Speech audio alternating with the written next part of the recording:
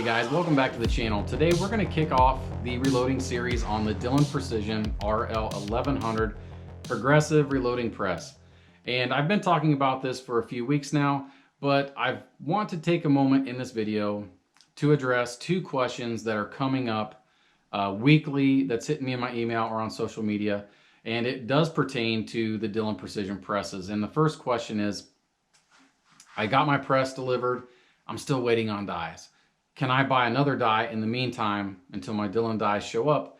And, you know, to answer that question, you do not need Dillon Precision dies in your Dillon Precision reloading press. It's not necessary.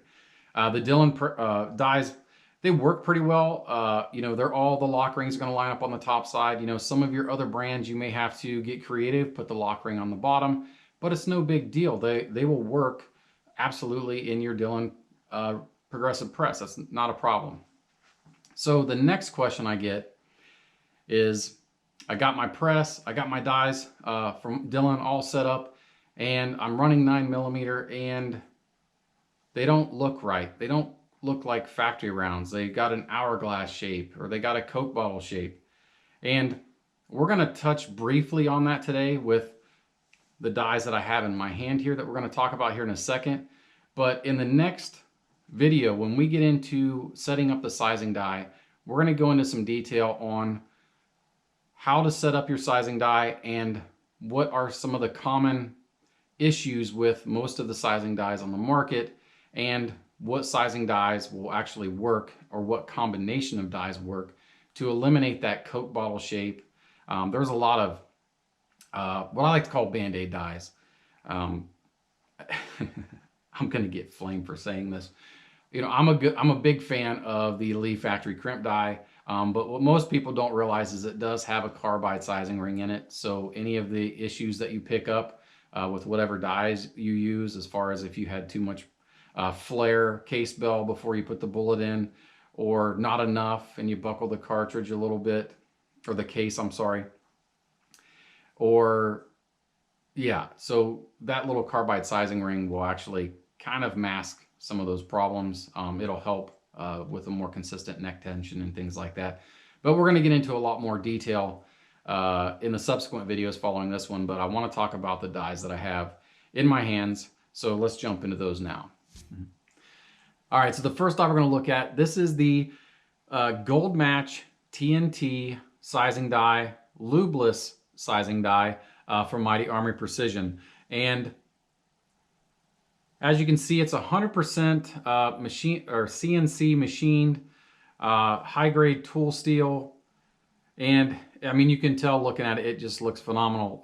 This die does have the optional decapping pin set up in it, and what's also nice is this die is completely modular. I can, you know, just run it as a sizing operation. The decapping pin assembly and spring is available for purchase on Mighty Armory Precision's website. So if you've already got this die, you can buy the decapping pin assembly. And again, there's no tools needed. It's completely modular, and you just buy the pin and set it up and you're ready to go. So that's a real cool feature. Another, probably my favorite feature about this die is most of our, when we get a carbide sizing die, what's in there is a carbide ring that's pressed into the end of the die, and over time those can crack or they can become loose, and then the die is pretty much useless at that time. With this die, again, it is as good, or if not better, than carbide, but it's all machined into the die body itself, so there's nothing to break, nothing to come loose.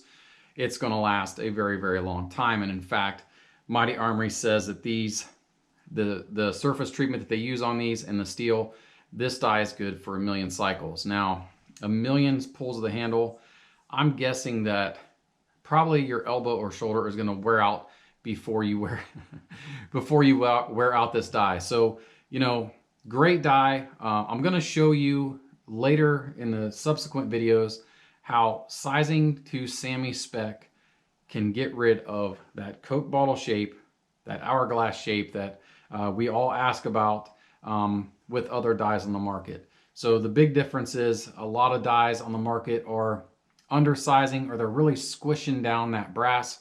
Why, I'm not sure. Perhaps it's their machining tolerances that they're capable of, or looking to get that extra bit of bullet tension.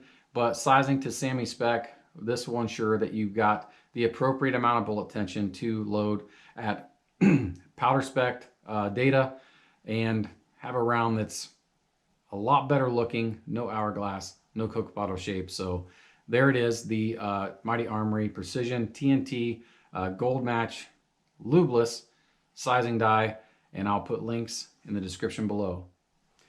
All right, so the next die I want to show you guys is the flare expander die from Mighty Armory Precision. And I want to note in this video series that we're not going to use this die, but I do want to show it to everyone because there's guys still loading on turrets and single stages and things like that, and you're going to need a good flare expander die. Now, this one is the same as most of Mighty Armory's dies, that it is modular. The expander flare portion you can remove for easy cleaning and things like that. But I want to make a couple comments. The surface finish on this, these are extremely slick, very smooth. You're not going to get the sticking in the case like you do with, well, especially the Dillon flare expand die, which powder funnel, which we will talk about here in a moment. But this unit here is capable of expanding 356 to 357 bullets if you're using those in, say, 9mm 357 Magnum, 38 Special, and so on. So that is the flare expand die. And I wanted to mention, you know, on the progressive press, we're going to use a powder funnel that's connected to the powder measure on the Dillon press. And I was talking with Mighty Armory Precision, and they are releasing a drop-in replacement, basically just like this bad boy here, that's going to be slick, and it's not going to cause that Dillon hiccup that we've all kind of grown accustomed to on the progressive press. And for those of you guys that don't know what I'm talking about, this is your first, maybe you're just checking out reloading, or you've got an XL750 or RL1100, but the Dillon hiccup, as I refer to it, is as you put the flare expand mandrel down into the case, and when you go to pick up on the shell plate, it sticks, and then you kind of jerk on it and it comes loose. I know my first time I experienced that years ago when I got my first Dillon press. I called Dillon and they told me that my brass was just too clean. That's why the ID mandrel was sticking in the brass. And I just had a hard time coming to terms with that's the case. But, you know, using some dirty brass just for the heck of it, it does stick. But I suspect it has more to do with the fact that a lot of the dies, especially Dillon dies, undersize, are really squished down that case mouth and that case. And the ID mandrel is just a little bit oversized, so there's quite a bit of interference to overcome there. I suspect maybe that's the real reason, but we'll see. So we're going to get into more of that in subsequent video series, but here again. The next die that we're going to use, this is the 9mm to 45 universal seating die.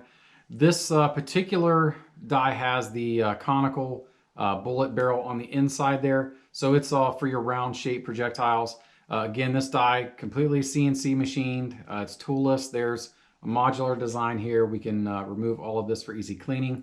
And with the die, yeah, you're definitely going to get the conical or the round nose bullet barrel, but you can get the flat nose bullet barrels available on the website. So if you're depending on what style bullet, you can interchange out that barrel.